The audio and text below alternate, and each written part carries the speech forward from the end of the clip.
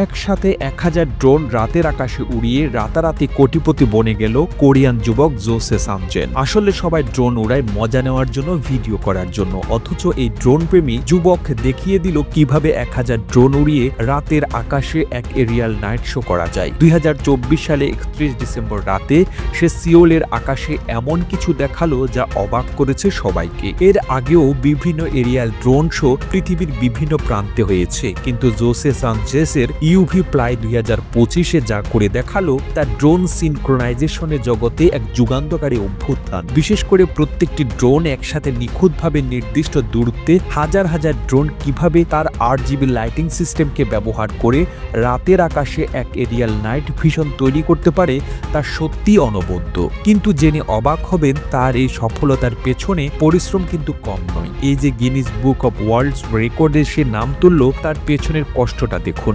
বর্তমানে তার কোম্পানিতে 10,000 ড্রোন রয়েছে এবং 200 জন কর্মচারী নিয়ে তার এই ইউভি প্লাই কোম্পানিকে আজকের সফলতায় তুলে আনা হয়েছে। সত্যি স্বপ্নবাদ যুবকরা ঘুমিয়ে ঘুমিয়ে স্বপ্ন দেখে না, আসলে তাদের স্বপ্নের বাস্তবায়নের নেশা ঘুমোতে দেয় না। তাই তো নির্ঘুম রাত জেগে এরকম শত শত সার্কিট এবং RGB লাইট অ্যাডজাস্ট করে সে এই সকল ড্রোন তৈরি করেছে। এই যে দেখুন একসাথে RGB লাইটগুলো কিভাবে জ্বলে উঠছে খাঁচের মধ্যে। এই খাঁচ থেকে চূড়ান্ত টেস্ট সম্পন্ন হয়েছে। শুধু যে লাইটগুলো টেস্ট তা নয়, ব্যাটারি টেস্ট, সিনক্রোনাইজিং টেস্টও রয়েছে। মানে হচ্ছে এই যে একসাথে 5-10 হাজার ড্রোন আকাশে উড়বে, একটার থেকে অন্যটার দূরত্ব যেন সবসময় একই থাকে, একটার সাথে আরেকটা যেন লেগে না যায়। প্রশ্ন হলো যদি ঝড় তুফান আসে, তীব্র বেগে বাতাস আসে, তখন কি হবে? তাই তো একটা টর্নেডো যত দ্রুত বাতাস ছাড়তে পারে তার থেকে 3 গুণ বেশি বাতাস কৃত্রিমভাবে তৈরি করে ড্রোন বরাবর মেরে দেখলেও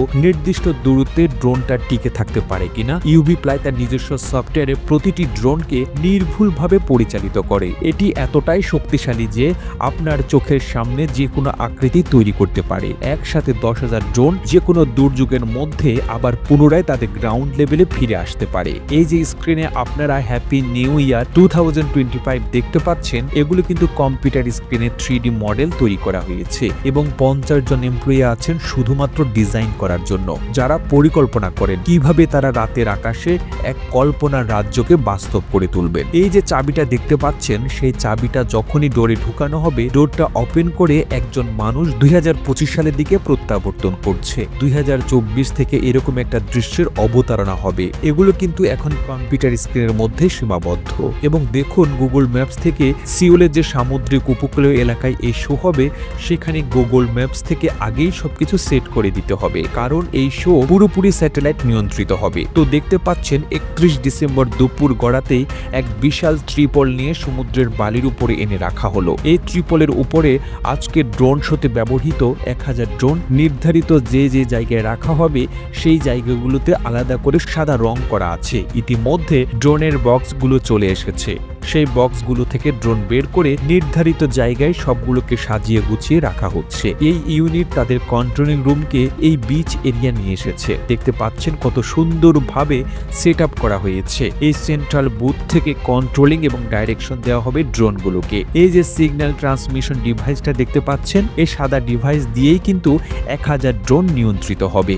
ইতিমধ্যে সন্ধ্যা ঘনিয়ে এসেছে, তাদের রিহার্সেল সম্পন্ন হয়েছে। ফাইনাল হোভারিং টেস্ট হিসেবে ড্রোন গুলো উপরে উঠছে। দেখতে পাচ্ছেন ঠিক সন্ধ্যা 7টায় হাজার হাজার জনতা ভিড় করলো সিওলের সমুদ্রের উপকূলে, আর ধাপে ধাপে ড্রোনগুলো আকাশের দিকে উঠতে শুরু করলো। প্রথম ধাপে 200 ড্রোন, দ্বিতীয় ধাপে 200 ড্রোন, এভাবে 5টি ধাপে মোট 1000টি ড্রোন নির্দিষ্ট দূরত্বে উঠে একটা 3D শেপ তৈরি করলো। এবার এখান থেকে একটা লাইট শো দিয়ে জানান দিল কি হতে যাচ্ছে। তারপর দ্রুত উড়ে গিয়ে আকাশের উপর তৈরি করলো এক চমৎকার মায়াবী আভা। শুরুতে লেখা উঠলো দ্য স্নো কুইন। প্রিয় দর্শক, জানিয়ে রাখি এই শোর প্রত্যেকটি দৃশ্যই কোরিয়ান সংস্কৃতির সাথে সম্পৃক্ত।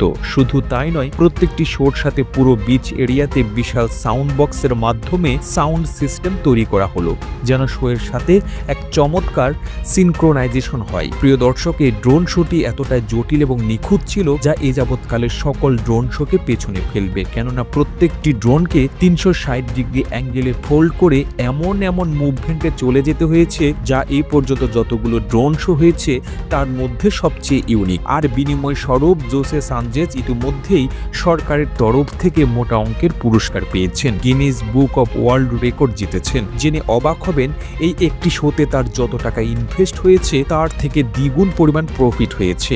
একেই বলে ক্রিয়েটিভিটি। মনে রাখবেন, যে সেক্টরে সবাই ঝাঁপিয়ে পড়ছে সেখানে না গিয়ে এমন কিছু করুন যেখানে প্রতিযোগিতা কম। বিশ্বাস করুন, আমাদের দেশে এই সেক্টর একেবারে ফাঁকা রয়েছে। কোনো উদ্যোক্তা যদি চান তাহলে দক্ষিণ কোরিয়ার সাথে যোগাযোগ করে আপনিও বাংলাদেশে প্রথমবারের মতো এরকম একটি চমৎকার এন্টারটেইনমেন্ট ইকুইপমেন্ট কোম্পানির সিইও হতে পারেন। প্রতিবেদনটি তৈরিতে তথ্য ও উপাত্তের সাহায্য নেওয়া হয়েছে রোশনি মিডিয়া নামক ফেসবুক পেজ থেকে।